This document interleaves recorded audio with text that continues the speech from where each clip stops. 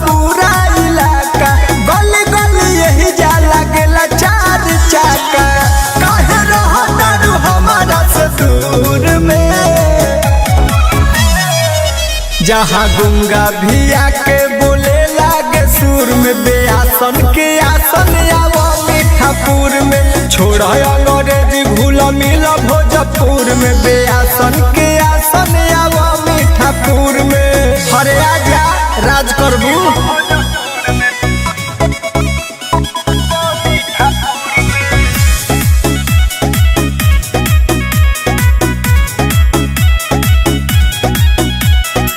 रागी बाई रागी सब मिल जाए यहाँ, हर घर होले उस्ताद हो।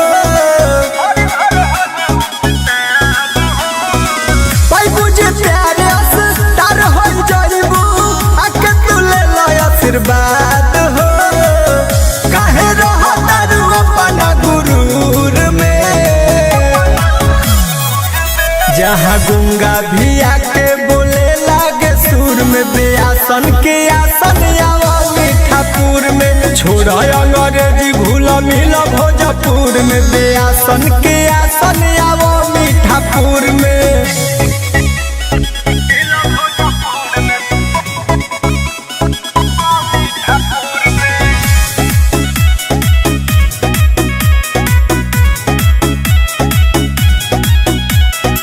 देबू धन्यवाद गोरी रहबू आभारी, कहतर साथ श्रवण कर नो बिहारी। बात मानो तर जइबू बबी हो सवर जइबू, संग जे धरबू तू सतरु धन के, हो जइबू हिट सुन प्यारी हो।